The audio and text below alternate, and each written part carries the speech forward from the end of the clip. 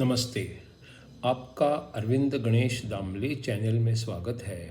मैं अरविंद दामले आपके सामने प्रस्तुत कर रहा हूँ मेरी ही कुछ रचनाएं।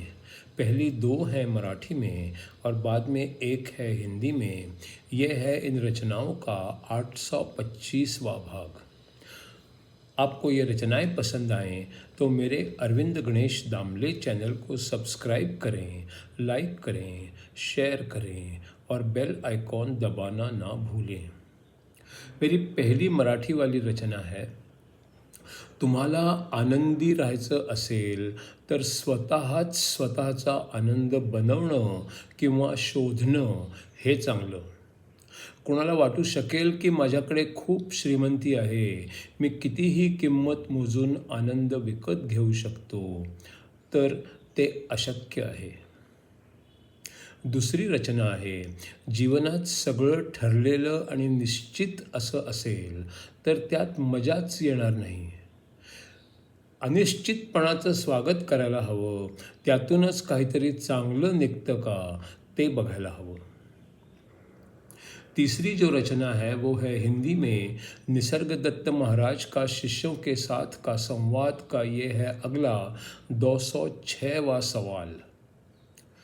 पर कभी कभी सिद्धांत की वजह से आपका गलत दिशा में जाना संभव है, और अगर आप उसी दिशा में बढ़ते रहे तो आप सत्य से इतने दूर चले जाते हो कि आप कुछ देख ही नहीं पाते, अंधे हो जाते हो.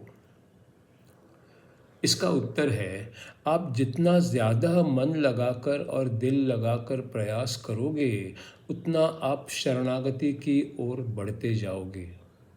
शरणागति, पूर्णत्व और स्वातंत्र्य, यही तो आपको चाहिए. शरणागति से जिसकी आपको कोई ज़रूरत नहीं वो सब कुछ आप फेंक दोगे और फिर आप जिंदा दिली, बुद्धि, विवेक और प्रेम के साथ आपकी सारी जिंदगी बिताओगे. किसी भी सिद्धांत का इतना ही उपयोग होता है कि आप नया कुछ करने और सोचने लगते हैं. कभी ना कभी तो आप और आगे नहीं जा सकते और फिर आपको शरणागति की ज़रूरत होती ही नहीं होती है. शरणागति या समर्पण जितनी जल्दी हो जाए उतना ही वो अच्छा है. शरणागति के बिना ध्येय तक पहुंचना ही संभव नहीं है. इसके आगे का 207वां सवाल है, मुझे एक योगी पता है जो कहता है कि योग के 8 अंग हैं, पर वे आत्मा का, स्व का अनुभव पाने के लिए पर्याप्त नहीं है. व्यक्ति की इच्छा की शक्ति ही पर्याप्त है. इच्छा की शक्ति और पूर्ण विश्वास दोनों की ज़रूरत है. फिर आप अपने साध्य तक आसानी से और तेज़ गति से जा सकते हो. कई लोगों को 10 या और भी अधिक साल लग जाते हैं, पर श्रद्धा, विश्वास और शरणागति हो तो आपकी यात्रा जल्दी ही पूरी भी हो सकती है. इसका उत्तर है, एकाग्र होना, श्रद्धा का होना, विश्वास का होना और इच्छा की शक्ति बहुत होना. ये सब होंगे तो जादू के जैसे तेज़ी से काम हो सकता है. जो लोग पहले ही खोज कर चुके हैं और ज्ञान के मार्ग पर पहले ही चल पड़े हैं, वे पके हुए फल की तरह होते हैं. वे सिर्फ शरीर, मन, बुद्धि में समन्वय चाहते हैं, और अगर पर्याप्त मात्रा में संयम होगा तो सब कुछ संभव है. उन्हें सिर्फ समन्वय की ही चाह होनी चाहिए. इसके बाद का 208वां सवाल है, मुझे ऐसा लगता है कि योगी अपने मार्ग पर निरंतर चलता रहता है, उसमें समर्पण का भाव होता है और वो ध्येय तक खुद की इच्छा से ही पहुंच जाता है. इच्छा ही उसके लिए पर्याप्त होती है. कठिन परिश्रम की उसे ज़रूरत ही नहीं होती. उसे जो मार्ग सही लगता है उस मार्ग पर वो अपनी इच्छा शक्ति के सहारे आखिर तक चला जाता है और जो उसे चाहिए उसे वो खींच लाता है. इसका उत्तर है, आप उसे कोई भी नाम दे दो। इच्छा कहो, देर तक एकाग्र होना कहो, संयम कहो, योग्य दिशा कहो, आप आखिर गंभीर होना, सत्य और लगन इन तक पहुंच ही जाओगे। फिर आप हर पल और हर घटना का उपयोग आपके ध्येय के लिए ही करोगे। निरुपयोगी बातों में आपका समय और ऊर्जा ज़ाया नहीं करोगे।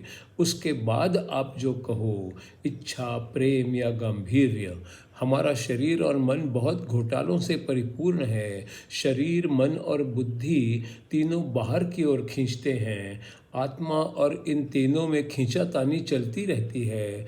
अंदर और बाहर में संघर्ष चलता रहता है। वास्तव में हम कुछ करते हैं और दूसरे दिन उसी के विरुद्ध भी कुछ करते हैं और उसे तोड़ देते हैं। इस तोड़ने और टुकड़े करने के विपरीत अगर एकात्मता का और जोड़ने का काम किया जाए तो बहुत बदलाव हो सकता है। संदेह ही नहीं कि फिर हम सही रास्ते पर आत्मविश्वास के साथ बढ़ते रहेंगे। इसके बाद का 109वां सवाल है, ज़्यादा शक्तिशाली क्या है, इच्छा शक्ति है या नसीब है? इसका उत्तर है, नसीब इच्छा शक्ति से ही तो बनता है। अगला 210वां सवाल है, और क्या नसीब होता है उसके मुताबिक इच्छाएं बनती हैं? इसका उत्तर है, जीवन में जैसी परिस्थिति होती है उसके अनुसार इच्छाएं बनती हैं और वे कुछ समय के लिए ही होती हैं, बदल जाती हैं। अचानक कुछ हो जाए तो उस समय उसके अनुसार इच्छा बनती रहती हैं। हाँ, आप उसे नसीब या कुछ भी नाम दे सकते हो। इसके बाद का 211वां सवाल है, मेरे मन के मुताबिक इच्छा करने का मुझे कितनी स्वतंत्रता है? इसका उत्तर है, इस समय तो आप स्वतंत्र हैं। अब सवाल ये है कि आपको इच्छाएं किस वजह से होती हैं, उनको सीधे तौर से होने दो। इसके बाद का 212वां सवाल है, मेरी इच्छा है कि मुझे कौन सी इच्छा करनी है इसकी स्वतंत्रता हो, पर उनको पूरी करने के लिए परिश्रम करना मेरे हाथ में नहीं है। कई और बातें जीवन में आ जाती हैं जो मुझे भटका देती हैं। इच्छाएं अगली बातों के लिए हों तो भी वे शक्तिशाली नहीं होती। इधर उधर के आकर्षण मुझे खींच के कहीं और ले जाते हैं, वे ज़्यादा शक्तिशाली होते हैं। इसका उत्तर है, शायद आप खुद से ही झूठ बोल रहे हो।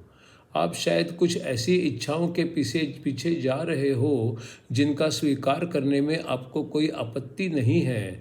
कुछ बातें ऐसी होती हैं जो चौराहे पर लिखे विचारों की तरह होती हैं, उन्हें नकारना भी कठिन हो जाता है। इसके बाद का 213वां सवाल है, आप जो कह रहे हैं वो सही नहीं है, वो सही हो ही नहीं सकता।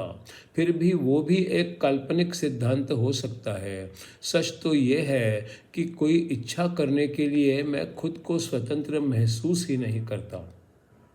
और ये भी तो है कि अगर मैं स्वतंत्र बन भी जाऊं तो भी मेरे बाद में उसे पूरा करने में असमर्थ हो जाऊंगा। इसका उत्तर है, ऐसा क्यों होगा?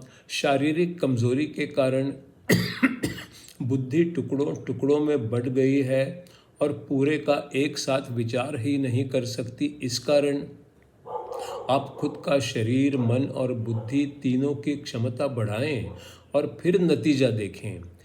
सिर्फ आपकी भावनाएं, शब्द और सभी कुछ आपकी इच्छा के अनुसार काम करने लगेंगे। प्रश्न 214वां, तो क्या निर्दोष होने के लिए किसी तलवार जैसे औजार की ज़रूरत होती है? वो भी तो ठीक नहीं है। मन, बुद्धि और कर्म को एक दूसरे से जोड़ना कोई बच्चों का खेल तो नहीं है। निर्दोष होने के लिए क्या करना चाहिए? इसका उत्तर है, आप आज जहाँ खड़े हैं वहीं से शुरू करना पड़ेगा। उसको तो आप टाल नहीं सकते। आज आप जहाँ हैं वहीं तो हैं, वहीं से तो बदलाव लाना है।